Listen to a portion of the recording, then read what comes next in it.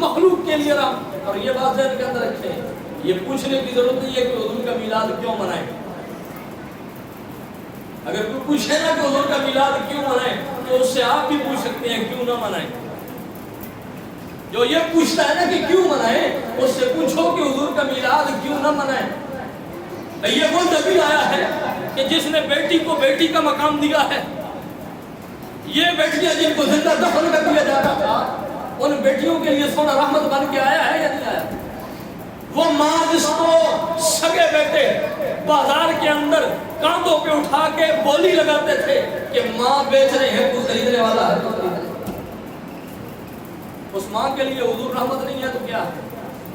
وہ باپ جس کے گریبان کو پکڑ کر بیٹا گلیوں میں گھسیٹتا تھا, عزت نہیں کرتا تھا, منہ پہ تمانچے مارتا تھا, باپ کو گالیاں بکتا تھا, وہ باپ اس کو جنت کی دہلیز کس نے بنایا ہے؟ اس کی رضا کے اندر رب کی رضا کس نے شامل کی ہے؟ حضور نے شامل کی ہے. اب اس باپ کے لیے حضور رحمت نہیں ہے تو پھر کس کے لیے؟ بیٹیوں کے لیے حضور رحمت ہے, ماں کے لیے حضور رحمت ہے, بیٹوں کے لیے حضور رحمت ہے, بہنوں کے لیے حضور رحمت ہے, بھائیوں کے لیے حضور رحمت ہے. کائنات کا کوئی رشتہ ایسا نہیں ہے. بیوی جس کو ذلیل سمجھا جاتا تھا, کئی ایسے مذاہب ہیں جن کے اندر یہ بات موجود ہے کہ بیوی کو پاؤں کی جوتی سمجھا جاتا تھا. جب تک استعمال کرو ٹھیک ہے, دل اٹھا جائے بدل لو. کچھ مذاہب میں اس کو انتہائی ذلت و حقارت کی نظر سے دیکھا جاتا تھا. اور اسلام نے عورت کو کتنی عزت دی. جنرلی بات کر لیں, ماں ہو, بیوی ہو, بیٹی ہو, بہن ہو, جو بات میں کہنے لگا ہوں یہ معاملہ سب کے ساتھ پیش آتا ہے. عورت پر مہینے کے سرکل میں کچھ خاص دن آتے,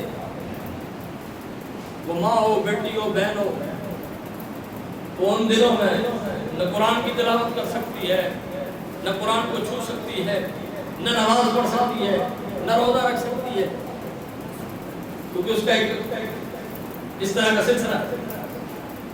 یہودی مذہب میں ان دنوں میں مرد عورت کے قریب نہیں جاتا تھا, گھروں سے نکال دیتے تھے, اس کے ہاتھ کا پکا ہوا کھانا نہیں کھاتے تھے, اس کے ساتھ بیٹھ کر کھانا نہیں کھاتے تھے, اس کے بستر الگ کر دیے جاتے تھے, ان کو الگ نجس سمجھ کر, نحوست سمجھ کر گھر سے الگ کر دیا جاتا تھا. یہ پہلا اسلام مذہب ہے جس نے کہا کہ عورت اس حال میں بھی تم اگر اس کے ساتھ کھانا کھاتے ہو تو کھا سکتے ہو, اس حال میں بھی اگر تم اس کے ساتھ ایک بستر پہ ہو تو ہو سکتے ہو, اس حال میں بھی اگر وہ تمہارے بچوں کے لیے تمہارے لیے کھانا پکائے تو پکا سکتی ہے, اس حال میں بھی تمہارے گھر کی خدمت کرے تو وہ کر سکتی ہے. امہات المومنین فرماتی ہیں کہ والی کائنات صلی اللہ علیہ وسلم خود ہم جب اس حال میں ہوا کرتی تھی, میری بات ہے یہ تو ہر عورت پہ آتی, تو حضرت عائشہ فرماتی ہیں, حضرت میمونہ فرماتی ہیں, دیگر جو حضور کے اللہ مطالعات سیدہ ام سلمہ فرماتی ہیں, جب ہم اس حال میں ہوا کرتی تھی ہم خود حضور سے دور ہونے کی کوشش کرتی, لیکن حضور خود کہتے کہ عائشہ جس برتن میں تم نے پانی پیا ہے وہ برتن مجھے دو. اس حال میں بھی حضور ہمارا جھوٹا پینے میں نفرت نہیں کرتے تھے. سیدہ فرماتی ہیں اگر گوشت آ گیا اور اس ہڈی کے ساتھ سے میں نے یہ حدیثیں میں یہ جو تقریباً اب آپ درس ہوتے ہیں تقریباً 1.5 مہینے سے اسی موضوع پر درس چل رہا ہے, تو حضور کریم نبی صلی اللہ علیہ وسلم گوشت تناول فرماتے, تو سیدہ کائنات فرماتی ہے میں ان دنوں میں ہوتی گوشت پر جہاں میں منہ رکھ کے کھاتی تھی نا, جو بچی ہوئی بوٹی میں برتن کے اندر رکھتی تھی, ہم جیسا شور ہوتا تو کہتا نکال برتن سے, گندا کر دیا. حضور نے کوئی نہیں کہا, وہ برتن میں رکھتی ہیں. سیدہ کائنات فرمایا اتنی پر بھی حضور نے کافی نہیں سمجھا, وہی بوٹی حضور اٹھاتے, اور سیدہ کائنات فرماتی ہیں یہ مجھ سے پوچھتے ہیں کہ عائشہ بتاؤ تم نے کہاں سے کھائی. یہ سیرت, یہ کردار کون کس کو دے سکتا ہے؟ یہ وہی دے سکتا ہے کہ جیسے آپ نے وما ارسلناک الا رحمۃ للعالمین کا کہا ہے. آج عورت کے انبیاء میں آزادی چاہیے, بھئی کس سے آزادی چاہتی ہو؟